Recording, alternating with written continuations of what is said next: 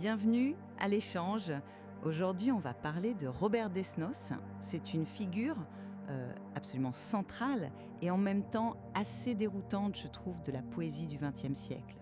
Quand on regarde les documents, on voit bien son ancrage dans le surréalisme, mais c'est vrai que sa trajectoire, elle est marquée par une liberté formelle qui a créé pas mal de tensions à l'époque et même encore maintenant. Oui, tout à fait. Cette diversité est assez frappante.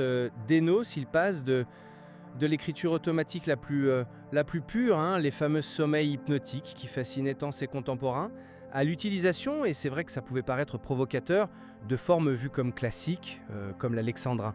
Et ça nous amène directement à la question qui va nous occuper aujourd'hui. Cette espèce de polyvalence, est-ce que c'est l'expression ultime de la liberté, de la souveraineté du poète, ou bien est-ce que, comme le pensait André Breton à un moment donné, ça trahit une forme de régression, voire une, je cite, incompréhension des fins poétiques actuelles de son temps? C'est exactement ça. Et c'est là, je pense, où nos lectures divergent un peu. Moi, je vais plutôt soutenir que cet éclectisme, ce n'est pas une faiblesse. Au contraire, c'est la signature même de Desnos. C'est une liberté fondamentale qui lui permet d'intégrer toutes les formes, en fait, y compris celles qu'on juge traditionnelles comme des outils au service de son exploration. Pour lui, la poésie, elle n'avait pas vraiment de frontières formelles. Hmm. Et de mon côté, je défendrais plutôt l'idée que ce retour, ou en tout cas ce recours à des formes jugées, disons, conventionnelles par l'avant-garde surréaliste, eh bien, loin d'être une simple affirmation de liberté, ça marque une rupture assez problématique avec l'élan révolutionnaire initial du mouvement. Peut-être une sorte de dilution, oui, de la radicalité qui faisait la force du premier surréalisme. D'accord. Alors, allons-y. Pour moi, la grandeur de Desnos, ce qui le rend unique et qui fait évoluer, je pense, la poésie de son temps, c'est justement ce refus de se laisser enfermer. Il refuse toute orthodoxie, y compris celle du surréalisme qui était en train de naître. Sa réponse à Breton, elle est assez cinglante, dans le Prière d'insérer de corps et bien en 1930. C'est un texte capital pour comprendre ça.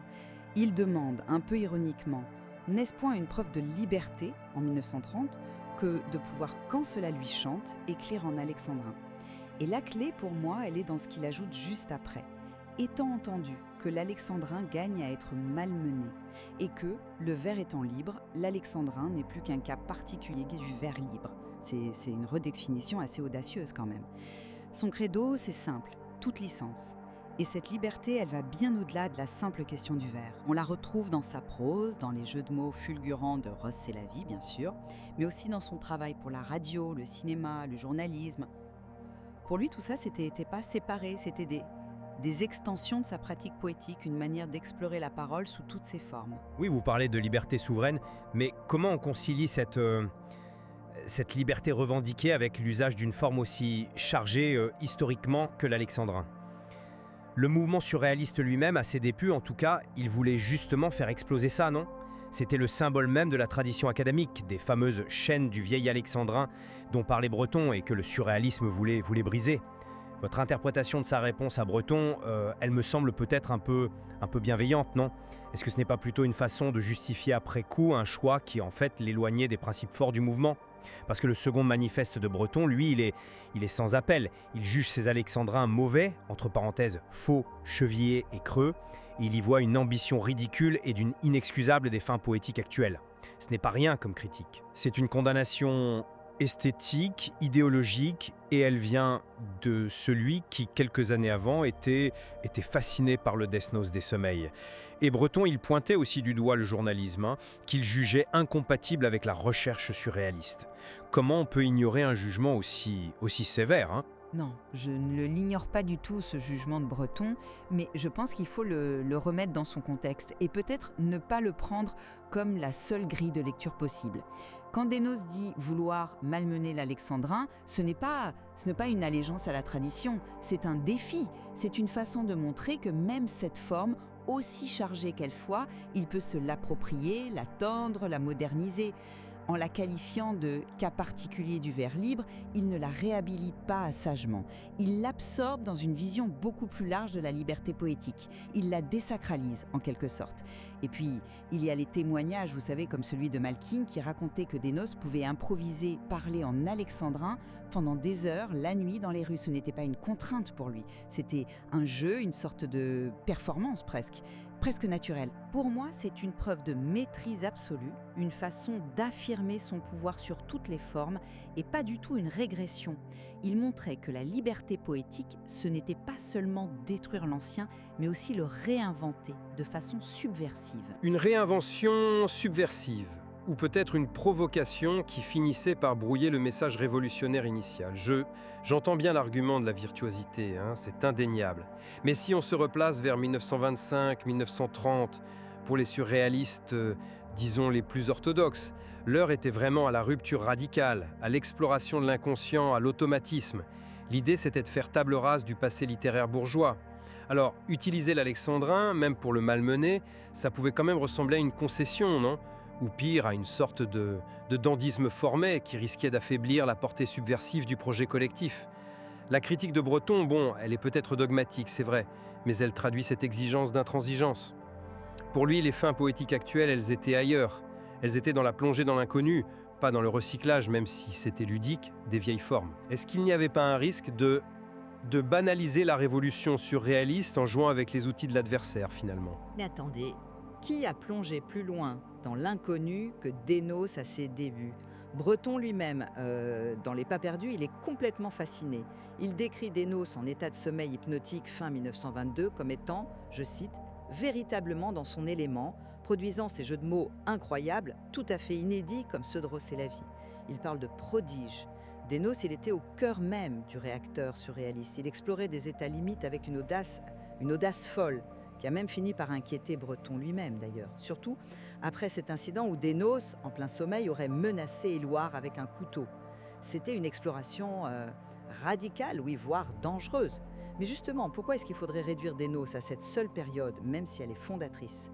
Sa liberté, c'était précisément de refuser d'être enfermé dans une seule méthode, une seule veine, même celle où il excellait de façon spectaculaire.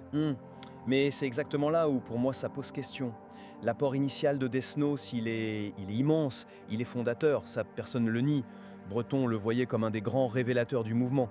Mais n'est-il pas légitime de regretter un peu que cette capacité unique à parler surréaliste, à puiser comme ça directement aux sources de l'inconscient, était ensuite, bon, peut-être pas abandonnée, mais en tout cas mise un peu sur le même plan que les activités beaucoup plus convenues, le journalisme, même s'il était brillant, les scénarios pour le cinéma plus commercial, les chansons populaires. Est-ce qu'il n'y a pas eu une forme de dispersion, oui, un éparpillement qui a pu peut-être diluer un peu l'impact de sa voix la plus singulière, la plus révolutionnaire ? On peut voir l'incident du couteau comme le signe d'une intensité extrême, d'une prise de risque maximale dans l'exploration. Est-ce que cette intensité, elle s'est maintenue quand il écrivait des slogans publicitaires ou des chroniques ? C'est une question qu'on peut se poser. Je ne suis pas d'accord avec cette idée de dispersion ou de banalisation. Pour moi, c'est plutôt une expansion du domaine poétique, une volonté d'investir tous les territoires de la parole, de l'imaginaire, sans faire de hiérarchie a priori entre ce qui serait noble et vulgaire, ou entre l'hermétique et le populaire. Pour Dénos, la poésie, elle était partout. Dans les rêves, bien sûr, mais aussi dans la rue, sur les murs, dans les slogans publicitaires. Au cinéma, il a défendu le cinéma avec ferveur, comme un art neuf. Dans les chansons de Frérel, pour qui il a écrit, dans les comptines pour enfants. Et son travail à la radio, loin d'être juste alimentaire, c'était pionnier. Pensez aux jingles audacieux comme Peau douce pour la peau douce, ou à la clé des songes où il interprétait en direct les rêves des auditeurs, ou encore à la mythique complainte de Fantomas avec Artaud et Kurt Weill. C'était une vraie exploration des nouveaux médias, de la voix enregistrée, diffusée, de l'imaginaire collectif. Pour moi, c'est parfaitement cohérent avec l'intérêt surréaliste pour le merveilleux quotidien, pour l'oralité, la puissance des images et des sons. Il élargissait le champ de bataille poétique, il ne le désertait pas du tout. Oui, mais cette expansion, comme vous dites, elle a quand même eu un coût très concret. La rupture fracassante avec Breton est le noyau dur du surréalisme qui est formalisé dans le second manifeste. Et cette rupture, elle ne reposait pas seulement sur la querelle de l'alexandrin, on est d'accord. Elle était nourrie par des désaccords plus profonds. Le refus de Desnos de suivre Breton et d'autres dans l'adhésion au Parti communiste, par exemple. Et puis, il y avait ces activités que Breton jugeait incompatibles avec l'éthique surréaliste. Le journalisme, bien sûr, mais aussi des choses vues comme plus frivoles ou commerciales, comme cette fameuse enseigne qu'il aurait faite pour le bar Mal d'Aurore, ce qui était perçu comme une trahison de Lautréamont. Et la violence de la réponse de Desnos et des autres excus dans le pamphlet Un cadavre, ça montre bien qu'il s'agissait d'une divergence fondamentale sur le rôle de l'artiste, sur l'engagement politique et moral que Breton jugeait nécessaire pour maintenir l'intégrité et la force du mouvement. Desnos, lui, semblait choisir une voie plus individuelle, moins pure idéologiquement, peut-être plus pragmatique aussi, qui sait. Individualiste, oui, certainement, au sens d'une indépendance farouche. Impur, ça je ne crois pas. Son refus de tout embrigadement, y compris politique, c'est pour moi une autre facette de cette liberté fondamentale qu'il revendiquait. Il n'acceptait de diktat de personne, en fait, ni de la tradition académique, ni de l'avant-garde elle-même, même si elle était dirigée par Breton. Mais ça ne veut pas dire qu'il n'y avait pas d'engagement, au contraire. Son engagement, il a simplement pris une autre forme, plus tardive peut-être, mais dictée par sa propre conscience. Son action héroïque dans la résistance, au sein du réseau Agir, ses écrits clandestins, je pense à ce poème magnifique où il lit le nom de Victor Hugo à l'héritage de la liberté, tout ça, ça culmine dans son sacrifice ultime. Arrêté par la Gestapo, déporté, il meurt d'épuisement et du typhus à Térésine quelques jours seulement après la libération du camp. Comment peut-on douter de la profondeur d'un engagement pareil ? Ce n'était pas un engagement partisan, c'était un engagement existentiel pour défendre cette même liberté qu'il avait mise au cœur de sa vie et de son art. Cette tension entre l'individu et le groupe, entre la liberté personnelle et puis les exigences d'un mouvement, elle se reflète peut-être aussi dans sa quête d'identité qui affleure souvent dans son œuvre, et c'est vrai. Vous savez, ces jeux avec le jeu, cette façon d'utiliser son propre nom, Robert Desnos, de le faire résonner, parfois de façon ludique dans les jeux de mots, parfois de manière plus angoissée, comme s'il essayait d'affirmer une identité qui lui semblait peut-être un peu fuyante, menacée par l'anonymat ou la dissolution. N'est-ce pas lié justement à cette multiplicité formelle dont on parle ? Peut-être que refuser de choisir une seule forme, une seule manière, c'était aussi une façon de dire la complexité, l'insaisissabilité de son propre être. Oui, tout à fait. Et ce doute sur sa propre trace, sur sa postérité, il l'exprime de façon vraiment poignante dans son journal en 1944, juste avant son arrestation. Ce que j'écris ici ou ailleurs n'intéressera sans doute dans l'avenir que quelques curieux espacés au long des années. C'est terrible ce doute chez un poète de cette envergure. Oui, c'est vrai. Et pourtant, ce doute, il coexiste avec cette affirmation ultime, presque légendaire, rapportée par l'infirmière tchèque à Térésine, qui l'aurait reconnue sur son lit de mort. Oui, Robert Desnos, poète français, c'est moi. Comme si vraiment, au seuil de la mort, cette identité de poète, si questionnée, si éclatée dans ses formes, se rassemblait en une ultime affirmation. Alors cette polyphonie formelle, peut-être qu'elle est moins une dispersion qu'un reflet fidèle de cette quête identitaire complexe menée jusqu'au bout. Bon, pour conclure ma position, disons que je vois vraiment la trajectoire de Desnos, avec toutes ses courbes, ses apparentes contradictions, comme l'incarnation d'une conception radicalement libre de la poésie. Il a refusé les cloisonnements entre l'avant-garde et l'héritage, entre l'exploration des profondeurs de l'inconscient et la volonté de communiquer avec le plus grand nombre, entre le jeu verbal le plus fou et l'engagement le plus grave. Sa force unique, ce qui fait qu'il nous parle encore si fort aujourd'hui, je crois que ça réside dans cette capacité à tenir ensemble tous ces fils, dans ce refus obstiné des assignations. Il représente une poésie vivante, en prise directe avec toutes les facettes du langage et de l'existence. Et de mon côté, tout en reconnaissant bien sûr le génie expérimental de Desnos, surtout dans sa période surréaliste où il a ouvert des voies absolument nouvelles, je continue de penser que son parcours ultérieur, il pose des questions légitimes sur la cohérence de sa démarche par rapport aux idéaux révolutionnaires du surréalisme des débuts. Sa diversification formelle et thématique, son individualisme face aux exigences du groupe, même s'il témoigne d'une personnalité forte, c'est vrai, on peut aussi les interpréter comme ayant peut-être un peu atténué la charge subversive de son œuvre la plus novatrice. Le débat sur la conciliation entre liberté individuelle absolue et projet révolutionnaire collectif, eh bien il reste ouvert à travers son exemple, je crois. Et c'est sans doute ça la richesse de Dénos, maintenir ce débat ouvert.